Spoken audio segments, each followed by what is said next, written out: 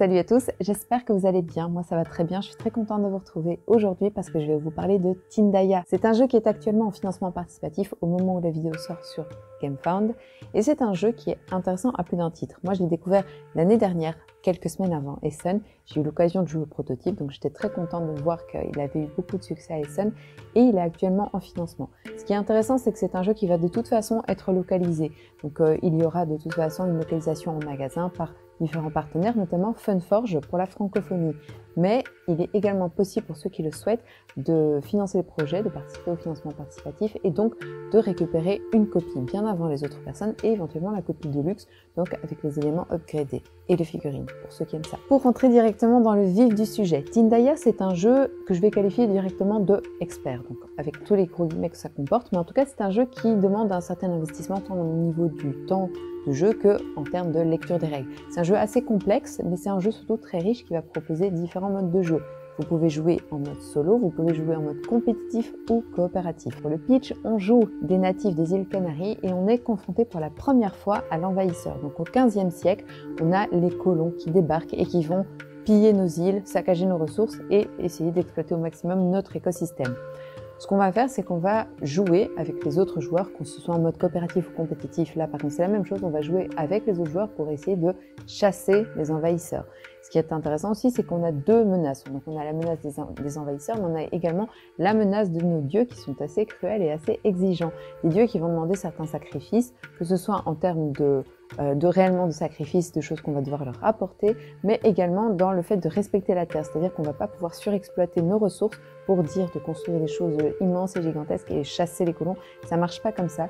Il va falloir respecter aussi le cycle naturel de nos terres et ça c'est assez complexe. Chaque joueur va avoir à sa disposition un plateau tribu qui contient un arbre avec des technologies qu'on va pouvoir développer pour pouvoir faire évoluer sa tribu. Ce sont des technologies qui sont assez intéressantes parce qu'elles vont nous permettre de, par exemple, mieux conserver la nourriture, de mieux récolter ou de mieux fabriquer des armes. Ce sont différents axes qu'on va pouvoir explorer et qui vont nous permettre de développer notre tribu, tant en termes d'objectifs, en termes d'optimisation également, mais aussi en termes de nombre de personnages, de petits meeples qu'on va pouvoir placer sur la carte. Il y a aussi un système qui est extrêmement intéressant, c'est le système d'action. Donc en fait, vous voyez qu'on a à la fois des cubes et des cylindres qu'on va pouvoir placer sur son plateau individuel. Lorsqu'on va placer des cubes, on performe l'action une fois et puis le cube reviendra dans sa réserve. Les cylindres nous permettent de faire l'action deux fois de suite, mais par contre, une fois qu'ils sont utilisés, ils sont perdus. Ce sont des espèces de super jokers. L'idée va être de gagner la partie en gérant correctement ses ressources. Il va falloir voyager d'île en île pour pouvoir rencontrer les autres tribus, échanger des technologies avec eux afin qu'ils nous apprennent des choses et qu'on leur apprenne des choses. Pouvoir également repousser les conquistadors qui vont venir de toute façon sur nos îles pour pouvoir tenter de mettre des forteresses et donc utiliser nos terres.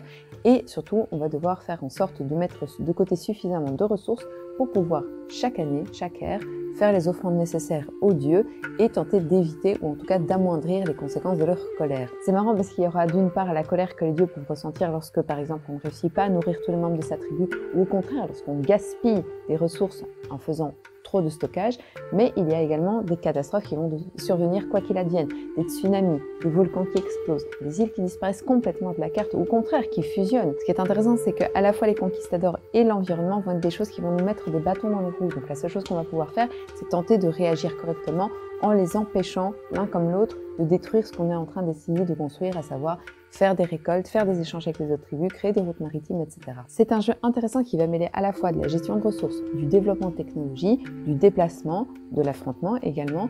Donc il y a plein d'aspects sur lesquels on va pouvoir travailler et comme je vous l'ai dit, cette façon aussi de faire à chaque fois des scénarios différents, ce qui est intéressant c'est qu'aucune partie ne se ressemble. Donc à la fois la mise en place de base, mais également par rapport aux missions qu'on va recevoir, par rapport à la façon dont on va jouer, par rapport au mode de jeu qu'on va choisir. Et quand je disais au début de la vidéo qu'il y avait quelque chose de vraiment particulier dans le jeu, c'est qu'il faut savoir que le jeu est extrêmement bien documenté. Donc l'auteur a vraiment fait des recherches sur les religions de l'époque, sur les peuplades qui vivaient dans les îles Canaries et qui ont totalement disparu. Et c'est vraiment très très bien fait parce que ça permet d'avoir un petit renversement de situation. Au lieu de jouer comme d'habitude les colons qui débarquent et qui vont tenter de transformer une île ou une ville ou n'importe quoi dans quelque chose qui nous ressemble. Mais en fait, c'est pas un jeu de conquête, c'est un jeu justement pour repousser l'envahisseur. Et ça, je trouve que c'est une thématique qui est sous-exploitée. On l'a vu dans Spirit Island, mais là, ça va être encore un cran plus loin parce qu'on est clairement pas en train de jouer des créatures fantastiques ou des dieux, mais clairement en train de jouer des hommes qui cherchent les faveurs des dieux pour s'en sortir. Moi, j'ai beaucoup aimé Tindaya. J'ai trouvé que c'était un jeu qui à la fois était un vrai challenge en termes de mécanique de jeu, en termes d'optimisation. Le gaspillage, comme je vous l'ai dit, c'est aussi quelque chose auquel il faut faire attention, ne pas trop stocker, ne pas vider ses terres. Il faut agir de manière responsable, jouer de manière pérenne, et en même temps, il faut savoir prendre des risques pour pouvoir aussi faire en sorte de repousser l'envahisseur, parce que ça, c'est vraiment le point le plus important du jeu. C'est aussi intéressant parce qu'il y a une grande rejouabilité, il y a beaucoup de choses à découvrir en termes de mécanique, mais aussi en termes de jeu.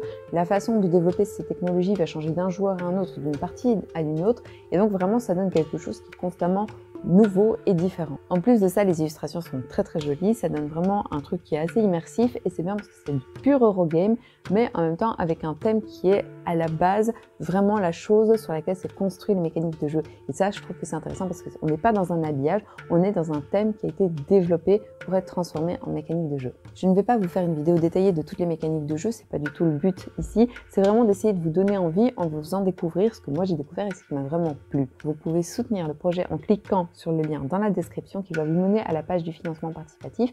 Et si vous découvrez cette vidéo bien plus tard et que le jeu est dans votre magasin, à ce moment-là, ça vous permet de découvrir un petit peu plus ce dont il s'agit et peut-être de craquer. En tout cas, moi je vous le suggère, si vous aimez les jeux un peu velus, un peu exigeants, avec une thématique forte, vous allez être absolument ravis. Et voilà, moi j'ai terminé pour aujourd'hui. J'espère que cette vidéo vous a plu. Si c'est le cas, n'hésitez pas, comme d'habitude, à commenter, liker, partager, vous abonner. Et sinon, moi je vous fais des bisous et je vous dis à la prochaine. Salut!